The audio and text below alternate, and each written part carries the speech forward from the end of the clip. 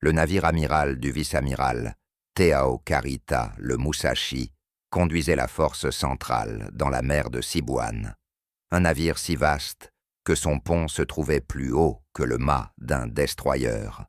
C'était la fierté du Japon, le cuirassé le plus lourdement armé, jamais envoyé au combat, et le bouclier d'une opération destinée à décider du sort des Philippines. Les ordres de Karita étaient clairs, percer jusqu'à Lee et détruire la flotte d'invasion américaine avant qu'elle ne puisse débarquer en force. Mais alors que sa flotte avançait, à travers les étroits couloirs maritimes, les guetteurs commencèrent à signaler de fines traînées blanches hautes dans l'horizon.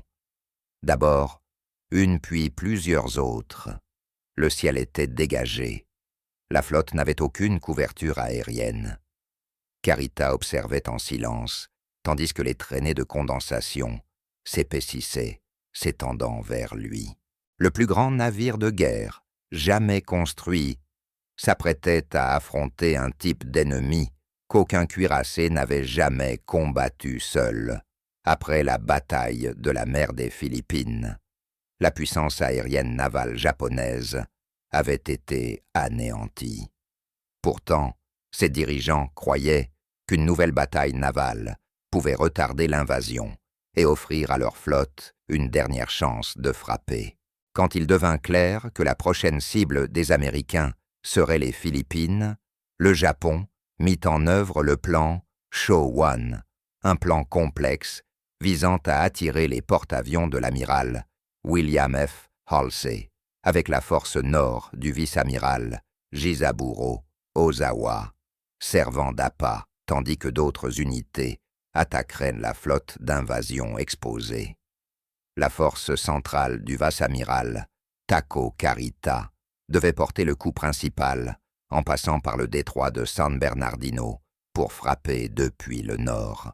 Cette formation puissante comprenait les super cuirassés, Yamato et Musashi, 5 cuirassés. Au total, 10 croiseurs lourds, 2 croiseurs légers et 13 destroyers. Le 18 octobre, l'amiral Sumu Toyota donna l'ordre. Kurita quitta Singapour, fit le plein à Brunei et se dirigea vers le nord, à travers le passage de Palawan. Cependant, à ce moment-là, les raids américains sur Formose et les aérodromes de Luzon avaient réduit le nombre d'avions disponibles au Japon à moins de 101 défaillances des communications, laissa Kurita ignorant qu'aucune couverture aérienne ne viendrait. Maintenant, son armada n'avait d'autre choix que de traverser la mer de Sibuan, ne comptant que sur les canons anti-aériens de ses navires. Avant même leur arrivée, le 23, les sous-marins américains, Dart et Das, tendirent une embuscade. Le navire amiral de Kurita à Tago et le croiseur Maya sombrèrent au fond de l'océan, forçant le croiseur, lourd, assiégé Takao, à regagner Brunei, en boitant, tandis que Kurita, après l'attaque, transféra son pavillon sur le Yamato et continua sa progression vers la mer de Sibuan. Au large des Philippines orientales, l'amiral Halsey attendait la flotte japonaise. Le 23, après la détection d'un sous-marin, il ordonna à ses 3 groupes de porte-avions de se ravitailler et de se rapprocher de la côte, atteignant leur position au crépuscule. À l'aube du 24, les avions de reconnaissance américains repérèrent la force du vice-amiral Karita, composée de 5 cuirassés, 9 croiseurs et 13 destroyers, progressant dans la mer de Sibuan en direction de Lee. L'amiral Halsey ordonna immédiatement à ses porte-avions de lancer des attaques, envoyant vague après vague de bombardiers vers la cible.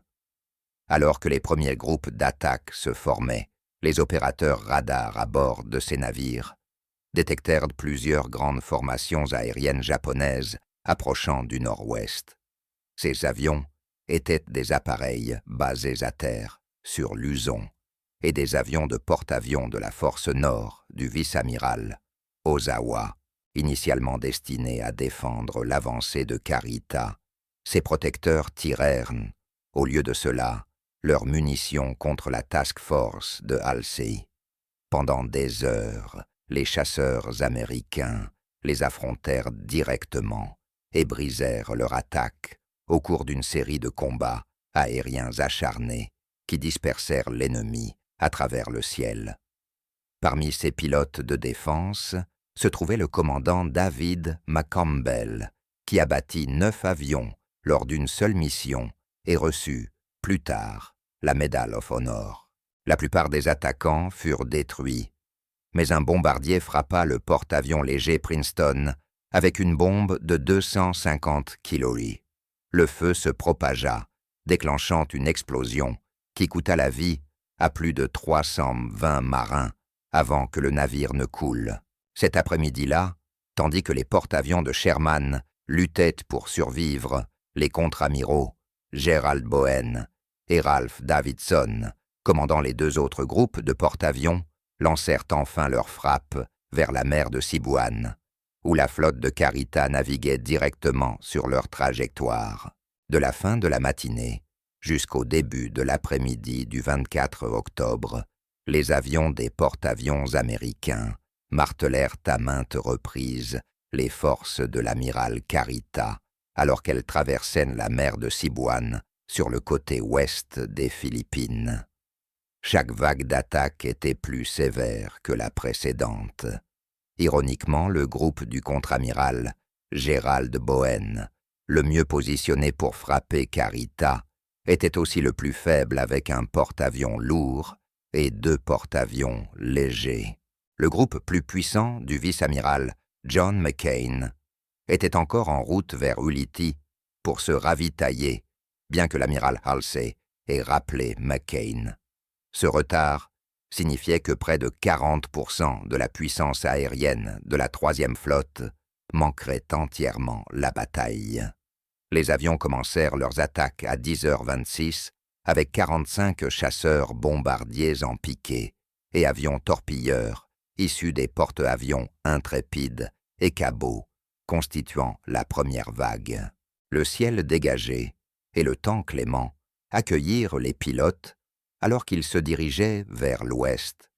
Les pilotes américains furent stupéfaits par l'intensité de la barrage anti-aérien japonais, ignorant que Carita avait délibérément renforcé la défense de chaque navire pour compenser l'absence de couverture aérienne.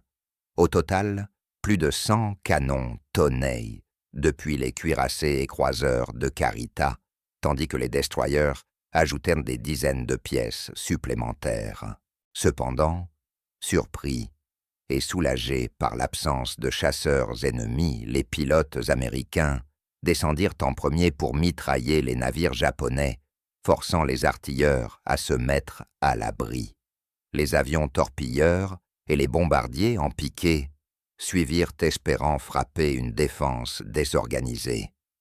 La plupart des attaques se concentrèrent sur le gigantesque cuirassé Musashi, dont les plaques d'acier renforcées absorbèrent d'énormes dommages. Les frappes touchèrent également les cuirassés Nagato et Yamato, bien que le croiseur Miyoko subît les dégâts les plus lourds et dut faire demi-tour vers Brunei via la baie de Coron. Vague après vague, l'assaut continuait, infligeant de nouveaux dégâts aux Musashi et aux autres navires de la formation de Carita. L'amiral japonais, désespéré, envoya alors un message urgent à l'amiral Ozawa, demandant si les Américains avaient été attirés loin du détroit de San Bernardino et sollicitant également un appui aérien depuis Manille. Cependant, ces avions étaient occupés à attaquer les porte-avions de Sherman à l'est, laissant Kurita espérer que la flotte sacrificielle avait accompli sa mission. En début d'après-midi, le Musashi peinait à progresser en mer de Sibuan et les pilotes concentrèrent leurs attaques sur le cuirassé blessé, envoyant d'innombrables bombes et torpilles sur sa coque robuste, lui provoquant une inclinaison notable. Se remémorant l'intensité de l'assaut selon le commandant Dan Smith, « Quand nous avons plongé, nous avons pénétré dans une banque de nuages, et les canons ennemis se sont tus, parce qu'ils ne pouvaient plus nous voir. À notre sortie des nuages, ils ont ouvert le feu de nouveau, comme des marteaux de l'enfer. La dernière fois que j'ai vu le Musashi, il était immobilisé et tout son gaillard d'avant était inondé. Une deuxième vague provenant des intrépides Essex et Lexington poursuivit l'attaque. Les Helldivers de l'escadron VB-15 d'Essex et les Hellcats de VF-15 infligèrent encore 10 impacts supplémentaires aux cuirassés inclinés. Alors que le Musashi se retirait, peinant à rester à flot, une troisième vague arriva depuis les porte-avions Enterprise et Franklin. Ces avions frappèrent le navire avec 11 bombes supplémentaires et 8 torpilles, poussant le gigantesque cuirassé au-delà du point de survie. Alors que les attaques se poursuivaient, les avions du groupe opérationnel de Sherman rejoignirent l'assaut. Et maintenant, ce qui restait de la menace aérienne japonaise avait complètement disparu. Une bombe frappa la tour du Musashi, abritant les passerelles de commandement, tandis que les torpilles continuaient de s'écraser contre sa coque et que d'autres avions lançaient des attaques continues contre les croiseurs et destroyers de Karita. Le commandant japonais, naviguant sans couverture aérienne pour le protéger, ne pouvait qu'espérer que ses canons anti-aériens arrêtent l'opposition avant qu'elle n'inflige des dégâts catastrophiques. Après avoir encaissé au moins 17 impacts de bombes et 19 impacts de torpilles au cours de la journée, le Musashi chavira enfin et coula aux alentours de 19h35, entraînant avec lui environ 1100 hommes.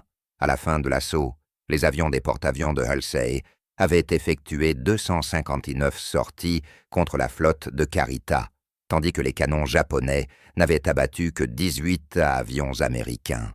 Même l'amiral Ugaki nota sombrement dans son journal « Le faible nombre d'avions ennemis abattus est regrettable ».